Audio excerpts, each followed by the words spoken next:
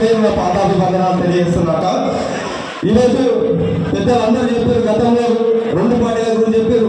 కాంగ్రెస్ ఏం చేసింది, కాంగ్రెస్ చేసినవి చెప్పుకుంటా పోతే ఇన్ని ఉంటాయన్నా, కాంగ్రెస్ చేసినవి చెప్పుకుంటూ పోతే. ఎందుకంటే ఈ గడ్డ నుంచి ఒక ఆడబిడ్డ ఎంపీగా నిలబడి ఈ గడ్డ నుంచి ప్రధానమంత్రి అయిన తల్లి ఇందిరమ్మ గడ్డ, ఆ ఇందిరమ్మ పరిపాలించిన గడ్డ నుంచి నాకు ఒక పేదింటి నుంచి వచ్చిన బిడ్డకు బడుగు బలైన వర్గాలకు అవకాశం కల్పించిందంటే చాలా నా పూర్వజన్మ సుకృతం అనుకుంటున్నానా.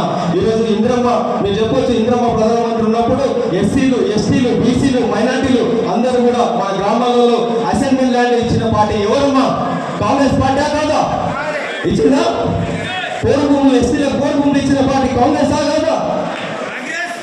అదేవిధంగా ఈ రోజు రాష్ట్రంలో ప్రభుత్వం వచ్చినాక సుమారుగా 4 నెలలు అవుతుంది. 100 రోజులలో 6 గ్యారెంటీలలో 5 గ్యారెంటీలు నిర్వహించిన పార్టీ ఏది అంటే కాంగ్రెస్ పార్టీ.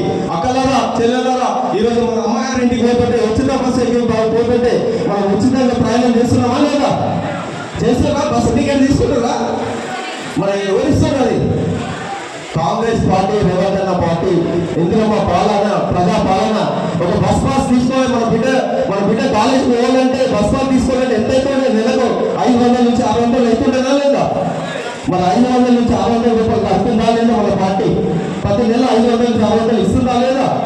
అదేవిధంగా 200 యూనిట్ల కరెంటు జీరో బిల్లుకు ఎంత అవుతుండే? ప్రతి నెల బిల్లు కట్టాలంటే 200 యూనిట్కి ప్రెసిడెంట్ ఎంత అవుతుండన్నా? 600 నుంచి 800 రూపాయలు అవుతుంది. ఈరోజు జీరో బిల్లు ఇస్తున్నామా లేదా? కాంగ్రెస్ పార్టీ ఇస్తుందా లేదా? జీరో బిల్లు కూడా చేస్తుంది. అదేవిధంగా గ్యాస్ వచ్చిన మన ఇంట్లో గ్యాస్ ఆ రోజు కూడా కాంగ్రెస్ ప్రభుత్వం రాజశేఖర రెడ్డి ఉన్నప్పుడు, కాంగ్రెస్ ప్రభుత్వం మన్మోహన్ సింగ్ ఉన్నప్పుడు దీపం పథకం కింద గ్యాస్ సిలిండర్ ఇచ్చిన పార్టీ కాంగ్రెస్ పార్టీ. ఇప్పుడు కూడా గ్యాస్ సబ్సిడీ ఇచ్చి 500 రూపాయలు అకౌంట్ వేస్తున్నది కూడా కాంగ్రెస్ పార్టీ కాదా? చెప్పారు కదా, వేస్తుందా లేదా? మేము ప్రజల పక్షంలో ఉండేటోళ్ళం, ప్రజల గురించి ఆలోచించేటోళ్ళం, ప్రజలే మా జీవితం అనుకుంటాం. పేదల పక్షం ఉండే పార్టీ కాంగ్రెస్ పార్టీ, సమానత ఇచ్చే పార్టీ కాంగ్రెస్ పార్టీ. ఈ రోజు మాకు రామ్ రహీం రాబర్ట్ అంటే సమానతంగా చూస్తుంటాం. ఈ ప్రకృతి, ఈ పంచభూతాలు ఎంతైతే అందరినీ సమానంగా చూస్తారో ఈ కాంగ్రెస్ పార్టీ కూడా ప్రతి ఒక్కరిని కూడా సమానతంగా చూసే పార్టీ కాంగ్రెస్ పార్టీ అని తెలియజేస్తున్నా. ఈ రోజు నీలమ్మలు ఒక మీ ఇంట్లో మందికి వెళ్ళిన బిడ్డ, మీ కష్టాలు తెలిసిన బిడ్డ.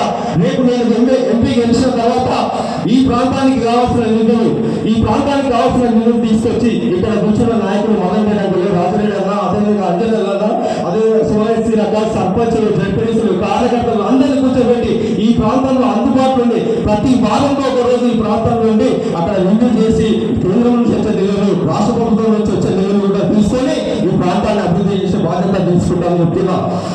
ఇప్పుడు గతంలో ఇప్పుడు 2 పార్టీల అభ్యర్థులు పోటీ చేస్తారు, బీజేపీ, బీఆర్ఎస్. 2 పార్టీలు అధికారంగా 10 ఏళ్ళ నుంచి ఉన్నారు అన్న.